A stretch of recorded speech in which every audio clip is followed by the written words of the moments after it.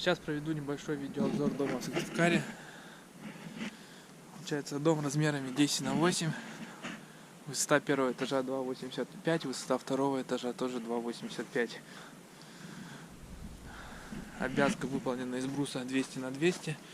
Дальше впиливается также брус 200×200, в него впиливаются балки цокольного перекрытия. Дальше идет брус 150×200.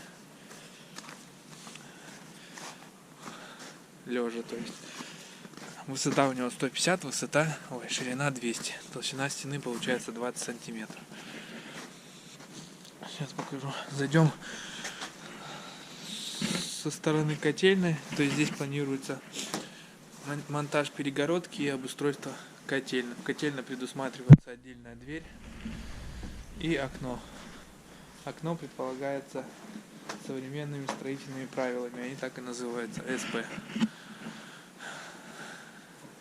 Основной вход здания вот здесь. Здесь получается будет тамбур, можно обустроить какую-то гардеробную, то есть и можно обустроить также санузел. В санузле предполагается окно. В данном месте будет располагаться лестница на второй этаж. Проем достаточно большой, лестница получится двухмаршевая. Для лестницы, для естественного освещения предусмотрено вот такое окно. Получается, дальше мы попадаем в кухню. Достаточно большую, здесь 21 квадратный метр. Большое окно, то есть и по соседству с кухней гостиная. Гостиная также имеет площадь 21 квадратный метр. Кухня-гостиная соединяется аркой.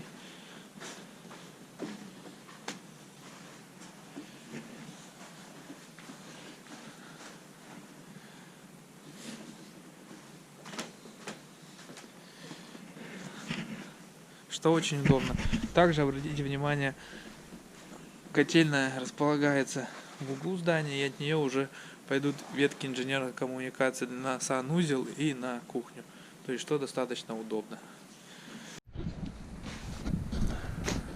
Получается, на втором этаже будет также расположен санузел. То есть, вот здесь будет выход у лестницы. Будет расположен санузел. Чтобы постоянно не ходить на первый этаж.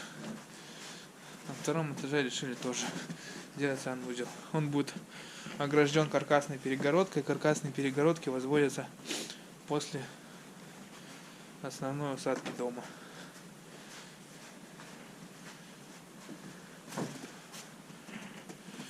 Также сделан здесь вот конструктивный такой ромб, необходим для того, чтобы был отдельный вход в каждую спальню. То есть, если бы стены соединялись прямо, чтобы попасть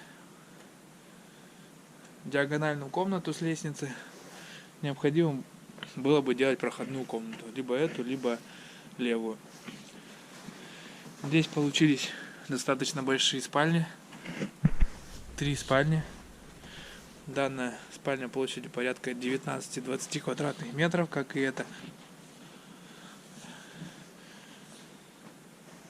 Эта спальня немножко поменьше.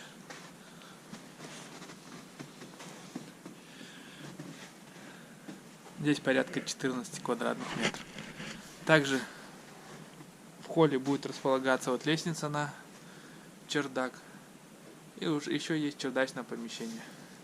Тоже достаточно большой площади. Высота чердака порядка 2 метров.